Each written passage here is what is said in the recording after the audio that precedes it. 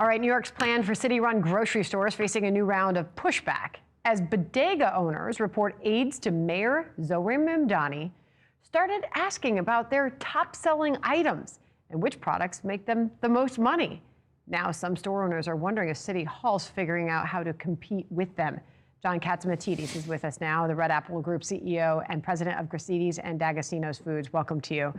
Good to see you, John. I know you care so deeply about the city and the people of the city and the employees of the city and the employers. Many of these bodegas, family-owned, work 7 days a week. They know the names of the customers who walk in the door. In walks the aides of Mayor Mamdani, I combined the two. In walk the aides and say, hey, by the way, why don't you share some of your proprietary information that you've learned running your business over the years? Which products make you the most money? Where's the most profit margin? These bodega owners are saying, take a hike.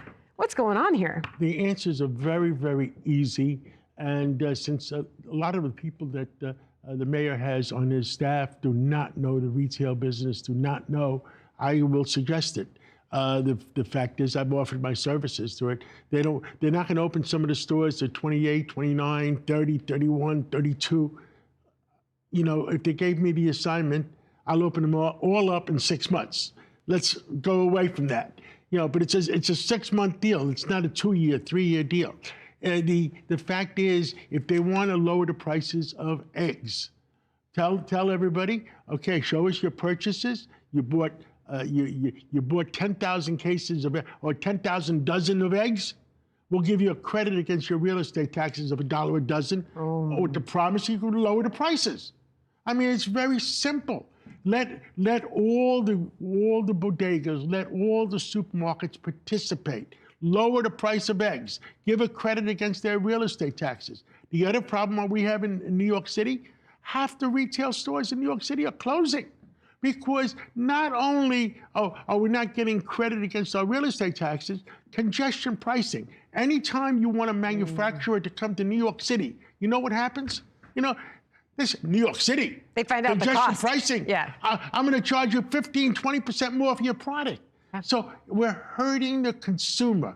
We're hurting the business people. You can't hurt the consumer and the business people. That doesn't make people happy. Let's give a credit to, you want to sell eggs? Give a credit $1 a dozen with the condition that you lower your gross margins $1 a dozen.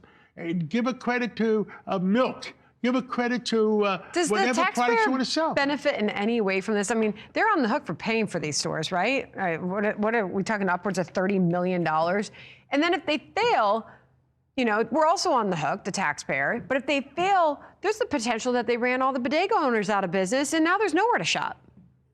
There's nowhere to shop. You're absolutely right, and they can't replace them. You put the people out of the bodega owners out of business, then there's no place to shop, and they can't replace the places that they operate.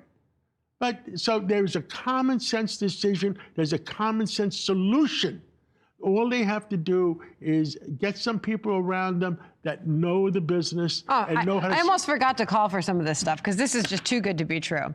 So the deputy mayor from the Economic Justice Office for the city is defending this, saying we met with bodega owners so that they could help us plan and ensure that we take into account their challenges and their role as part of the food ecosystem. Okay, I'll spare you the rest.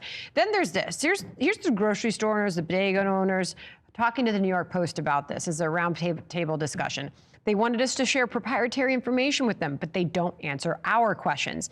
It seems like a clumsy, one-sided fishing expedition. I would be put off if my local government asked me questions about my profits and margins. It's none of their business. Here. I'll finish off with this. This is key food owner Ruben Luna on his concerns over these government-run stores. Listen.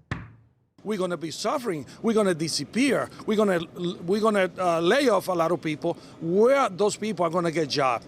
So they're going to affect not only the supermarket, but those little vendors in the street. There's already too many stores in the neighborhood. And how can you compete against the government or the mayor? There's no way we can do it. So we're going to be in trouble. This puts them in a tough position. Last thought, John? Last thought? Why reduce the prices of eggs or bread or milk in 5 locations in the city? Reduce them in all locations by giving an equal amount of credit for reducing the prices. Have you pitched this idea to the mayor? I've offered my services, and I still offer my services. It seems like it's simple. common sense, John. It's common sense. Imagine that. Thank you so much. Always good to have you. Thank you very much. Jillian? All right. Be sure to like and subscribe for all the Fox News latest on YouTube and catch full shows streaming now on Fox One.